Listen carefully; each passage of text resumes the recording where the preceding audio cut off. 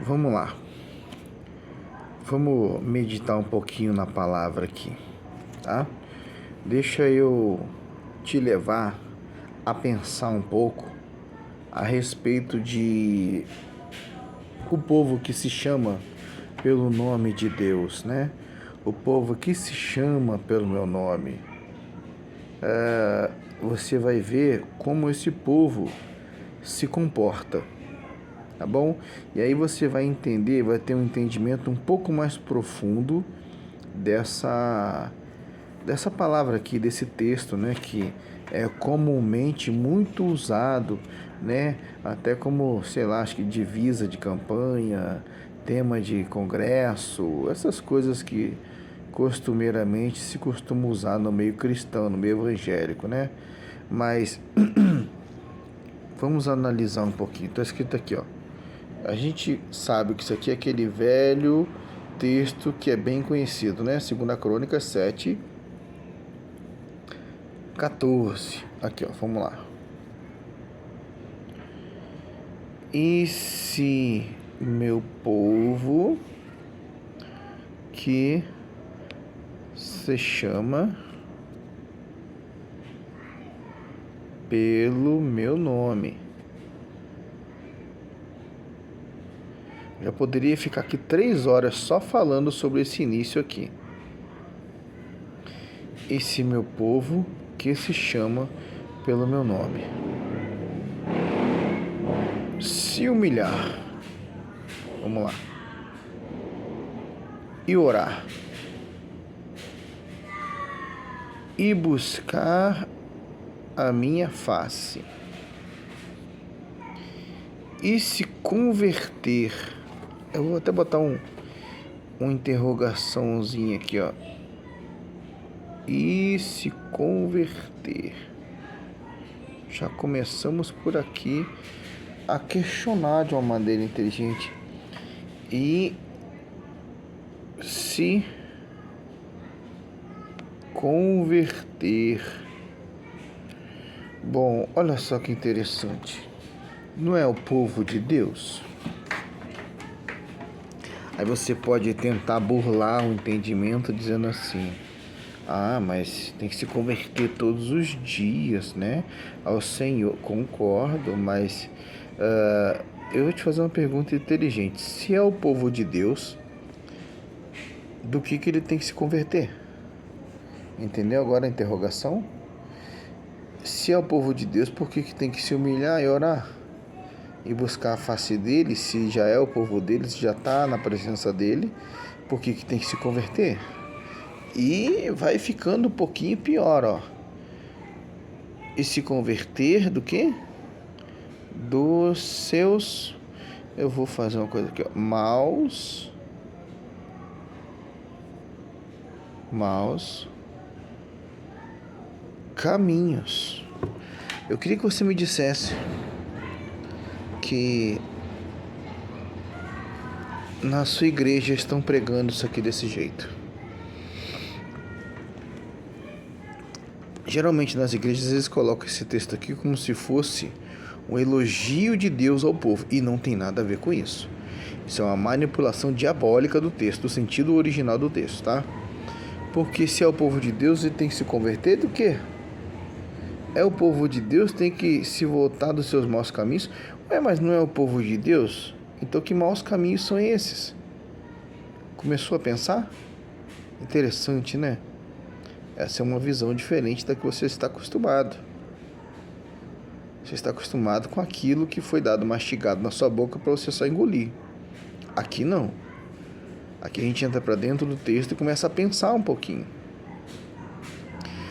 Esse meu povo que se chama pelo meu nome.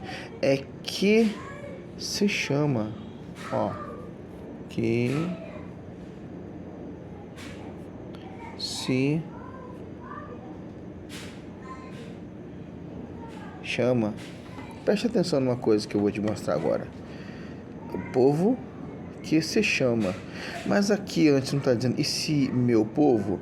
Ele não está dizendo que é o povo dele? Pois é, mas em seguida ele está explicando. É o povo que se chama pelo meu nome. Então, cuidado com tudo que você está vendo, com tudo que você está ouvindo, dizendo que é o povo de Deus, o que é a palavra de Deus. Cuidado, muito cuidado com isso. Pode ser que você esteja sendo manipulado.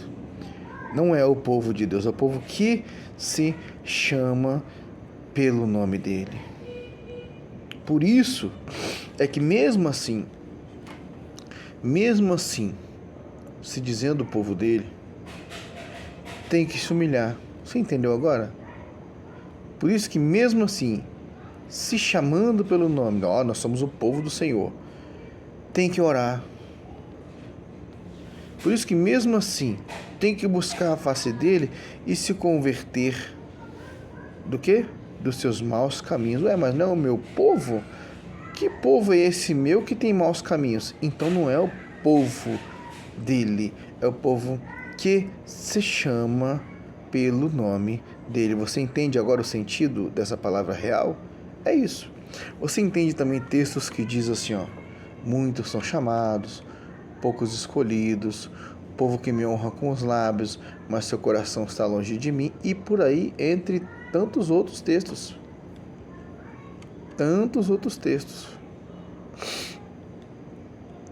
Muitos textos querem dizer a mesma coisa, e Deus desvendando, desnudando, mostrando o verdadeiro evangelho aos olhos de quem quer enxergar de verdade.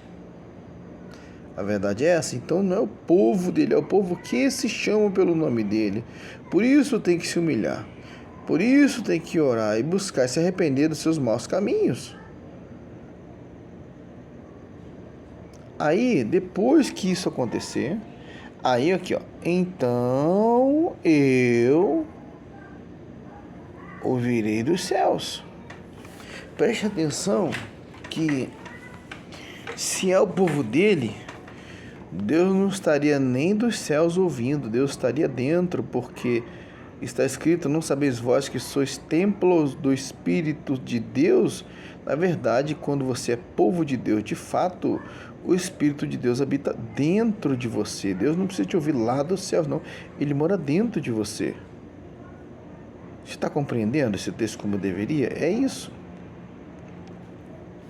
Então ele ouve lá dos céus, quando é o povo que se chama pelo nome dele, que ora, que busca a face dele, que se converte, se arrepende dos maus caminhos. Aí sim, ele ouve lá dos céus. E é o que acontece, aí sim, ele perdoa, se arrepender, tá bom? Os seus pecados. E sararei a sua terra.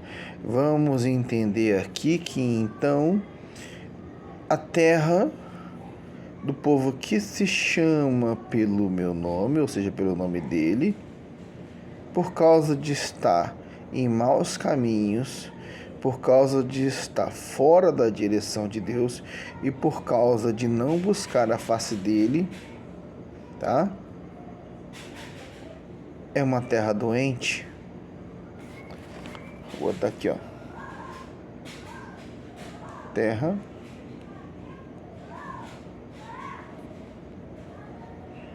doente. Você entendeu agora como é que estão a maioria das pessoas que dizem ser e fazer parte do povo que se chama pelo meu nome? É uma terra doente, pessoas cheias de depressão, de doenças psicossomáticas, doenças da alma, porque na verdade, olha só, Deus vai ouvi-los lá dos céus. Aqui, então eu ouvirei dos céus. O Espírito de Deus de verdade não está nessas pessoas. Para você pode parecer chocante, mas para mim é mais normal do que a água que desce de cachoeira. Dá para ver, é nítido perceber que essas pessoas não são o povo de Deus. São o povo que se chama pelo meu nome.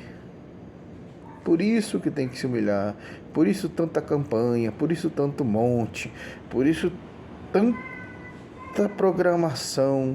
Aí, ó, e orar, e buscar a minha... Então quer dizer que não busca a face dele, não busca a face dele. E quando busca é por interesse. Você não ouve alguém pregando assim em igreja nenhuma, e nem vai ouvir, eu repito. Não pode falar assim. Tem que falar que Deus está elogiando e é o povo dele, porque está dizendo aqui, ó, é meu povo. Mas ele diz isso aqui e depois explica quem é esse povo dele. Ó, é o que se chama pelo nome dele. Mas aí tem que pregar nas igrejas que o quê? Deus está vindo e vai sarar. Cadê? Só prega aí, fala isso aqui rapidinho e depois vai para lá, ó. Cadê? Vai aqui, ó. E vai sarar a sua terra. Aleluia, glória a Deus. Por quê? É uma terra doente. Se a terra precisa ser sarada, é uma terra doente. Você entendeu? É uma terra doente. Uma terra doente. E na verdade está sem Deus. É um povo que anda errante pela terra. E essa terra adoeceu.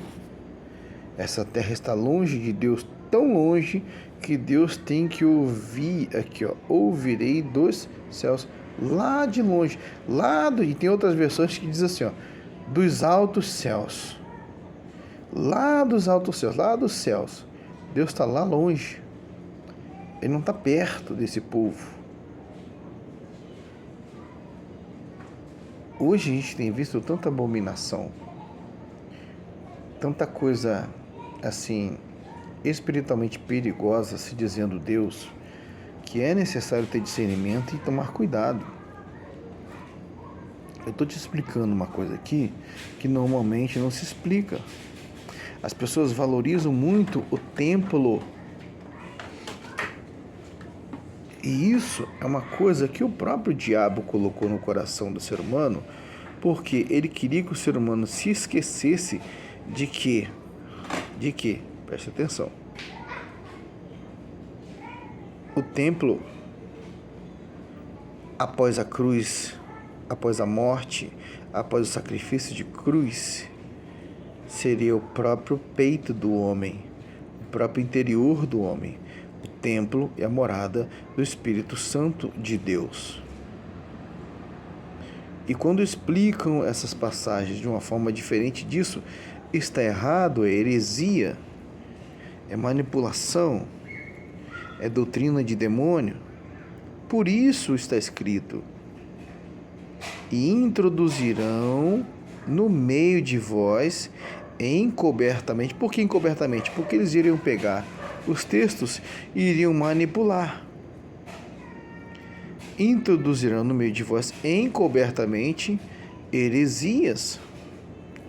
Então, não é o povo dele, é o povo que se chama pelo nome dele. Por isso tem que se humilhar, tem que orar, tem que buscar a face. Então quer dizer que o povo dele não busca a face? Que estranho.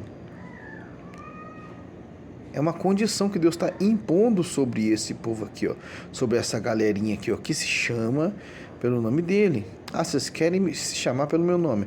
Então, olha só, para se chamar pelo meu nome, vamos colocar assim, tá? Vamos explicar assim, ó.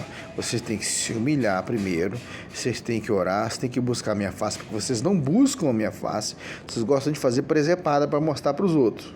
Você gosta de fazer festinha, auê, vigilinha, de pular, você gosta de fazer conferência profética, gosta de fazer um monte de porcaria que não tem nada a ver comigo. Aí, sim, se vocês buscarem a minha face, porque vocês não buscam, tá? E se converter também, porque vocês não são convertidos, eu conheço vocês. Vocês não são convertidos. E se vocês se converterem dos seus maus caminhos, porque eu conheço vocês só me honram com os lábios. Vocês gostam de programas de televisão, vocês gostam de shows gospel, você gosta de aparecer nas rádios, nos programas, vocês gostam de telões gigantes, vocês gostam de microfones. É disso que vocês gostam. Vocês gostam. Então, se você se arrepender dos seus maus caminhos, aí sim. Fora isso, não. Agora, se se arrepender e fizer tudo isso aqui que eu tô falando, aí sim você pode se chamar meu povo. Aqui, ó. Mas aí depois que fizer tudo isso aqui, ó, então eu ouvirei do céu. Ou seja, não está morando dentro deles. Não tem o Espírito Santo. Precisa se converter. Precisa se converter. Não tem o Espírito Santo ainda. Você entendeu por que muitas coisas hoje dentro das igrejas são um engano de Satanás? Porque o Espírito Santo verdadeiro, de verdade, não está lá. São demônios imitando o comportamento do Espírito Santo, dando arrepios nas pessoas, fazendo elas terem experiências. Preste atenção no que eu vou te ensinar agora, porque em igreja nenhuma vão explicar esse texto como eu estou explicando agora, pelo Espírito de Deus, tá bom? Fazendo as pessoas terem experiências extrasensoriais. O que é isso, irmão? É sentir aquele arrepio na coluna, sentir aquele calorzinho no peito, sentir um arrepio na nuca ou no braço, sentir as pernas formigando. São experiências extrasensoriais causadas por demônios. Isso não ensinam nas igrejas e nem vão ensinar, porque justamente o intuito desses demônios é manter as pessoas nesse tipo de engano. O Espírito Santo de Deus, ele é para convencer da justiça, do pecado e do juízo. Ele não precisa de forma alguma ficar causando arrepio na nuca de ninguém. Ele não precisa ficar causando arrepio no braço. Ele não precisa ficar causando formigamento nas pernas, fazer pessoa nenhuma desmaiar, cair, rolar pelo chão ao som de um atabaque. De maneira, esse não é o Espírito Santo. O verdadeiro não. De modo algum. Então, aí depois que fizer todo esse processo aqui, né, de arrependimento e de conversão, aí sim ele vai vir perdoar os pecados e sarar a terra. Porque a terra, quando ela precisa ser sarada, ela está o quê? Doente. É uma terra doente. Se é uma terra que precisa ser sarada, sararei a sua terra, ela é uma terra doente. Explicam isso assim na sua igreja? Não explicam e nem vão explicar. Sabe por quê? Eles não podem ensinar a verdade para você, tá bom? O sistema é maligno. O sistema é maligno, o sistema é corrupto. Diz a Bíblia, não eu, que eles nem entram, que eles sabem que eles não vão entrar, tá bom? E eles também fecham as portas do reino. Eles rodam o mundo inteiro, céus e terra e mar, para procurar um prosélito, colocam ele lá dentro e transformam ele 2 vezes filhos da perdição. Por quê? A pessoa já estava perdida, aí quando vai lá para dentro, torna a pessoa uma amante de heresias, uma boa entendedora de heresias. Ela pensa que ela está tendo a sabedoria real do Espírito de Deus, e é um ambiente controlado por demônios. Eu não falo isso com alegria, infelizmente é uma verdade, só que não se pode falar isso nas igrejas, porque senão vão chamar você de herege. Você vai ser a pessoa que vai estar sendo usada pelo demônio na cabeça deles. Por quê? Satanás inverteu o certo pelo errado e o errado pelo certo, de modo que ele já tem uma mente cauterizada. A glândula pineal deles está calcificada.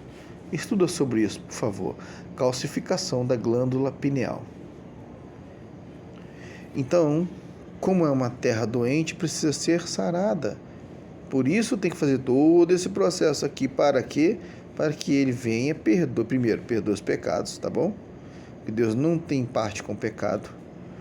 Tanto é que é mentira que Deus ama o pecador. Deus ama o pecador. Tá bom? Mentira, Deus ama o pecador que se converte. Ou seja, Deus ama o pecador que se arrepende. Então ensinaram isso errado também. Deus ama o pecador. Deus não ama o pecado, mas ama o pecador. Eu tenho até uma faixa aqui que diz isso. Mas eu esqueci de mandar completar a faixa, que na verdade Deus ama o pecador que se arrepende. Pecador que se arrepende. Então, ensinaram várias coisas erradas para nós.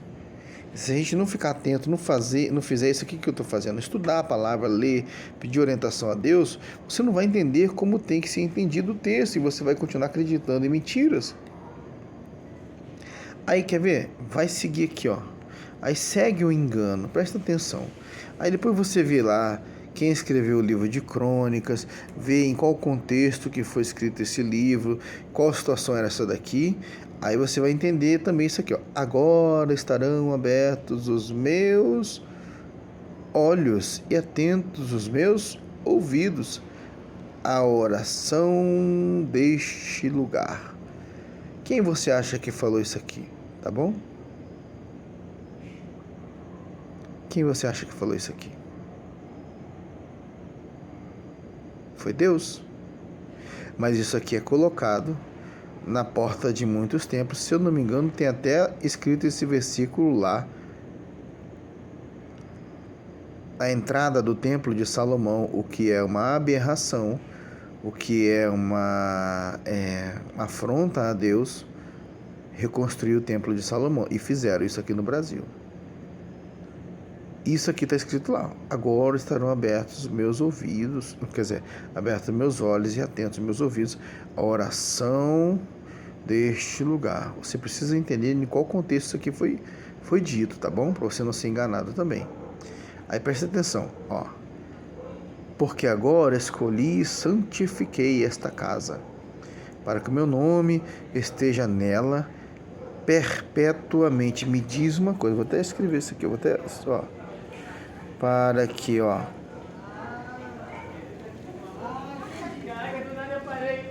O meu nome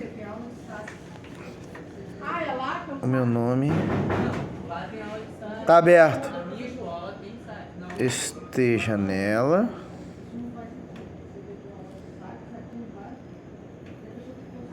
perpetuamente.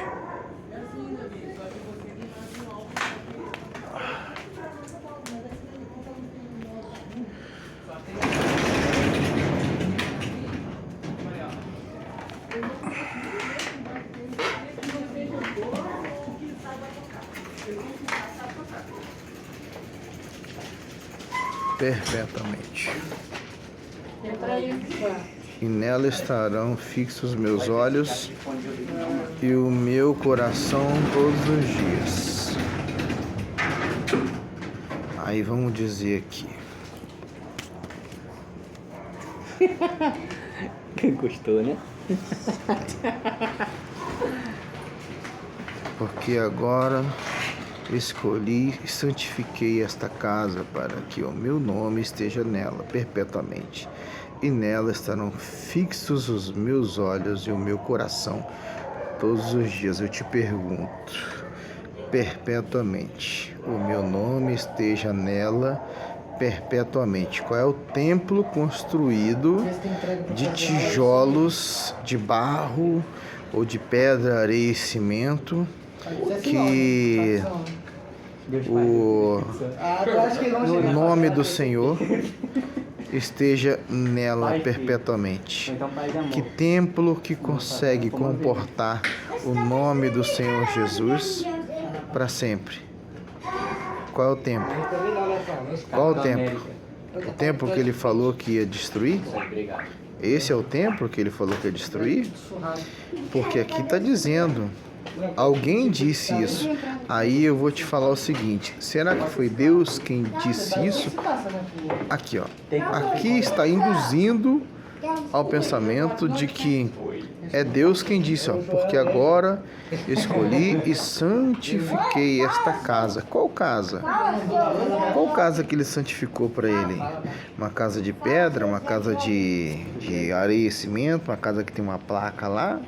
Foi ele que santificou essa casa? Então é mentira o que Cristo fez na cruz. Porque se ele santificou esse local aqui para habitar o nome dele, olha só, o meu nome esteja perpetuamente. Que casa é essa que vai durar para sempre? É uma casa de pedra, areia e cimento que tem uma placa na frente? Ou foi Cristo quem fez isso após a cruz, tornando, porque está escrito: acaso não sabeis vós que sois templo do Espírito de Deus? O próprio Deus, através de Jesus Cristo, fez isso aqui, ó, perpetuamente. Mas aqui em 2 Crônicas está dizendo e induzindo a você a pensar que quem disse isso aqui foi Deus. E quem santificou esse local de pedra, esse local, o mesmo local que Cristo falou com os discípulos lá, que iria destruir. Cristo falou que ia destruir esse local. E os discípulos também ficaram assustados com isso. Eles ficaram assustados. Aí falou assim, ó, poxa, eu vou destruir isso aqui. Que isso, Senhor? Mas essa construção é maravilhosa. Mas aí ele falou assim, em 3 dias eu vou reconstruir. Em 3 dias eu vou reconstruir. Esse templo aqui, ó. Esta casa, que é um templo de pedra, areia e cimento. Na casa antigamente era de pedra, né? Hoje tem placas, tem luminosos, tem letreiros e tudo. Aqui, ó. E nela estarão fixos meus olhos e o meu coração todos os dias. Será que isso aqui é uma verdade mesmo? Quem escreveu isso aqui? Estuda quem foi que estudou, quem foi que escreveu o livro de Crônicas. Estuda quem foi que disse isso aqui e sobre qual situação isso aqui foi dito, para você aprender qual é o sentido real desse texto, tá bom? Para que você não seja enganado. Você precisa entender os livros da Bíblia, qual é o sentido, em qual contexto foi criado esse livro e quem foi que falou esses versículos, porque eles pegam todo que é tipo de texto e dizem que foi Deus quem falou isso daí. Então, se você não entender o contexto da palavra, você vai ficar totalmente perdido e vai ter o seu entendimento alienado.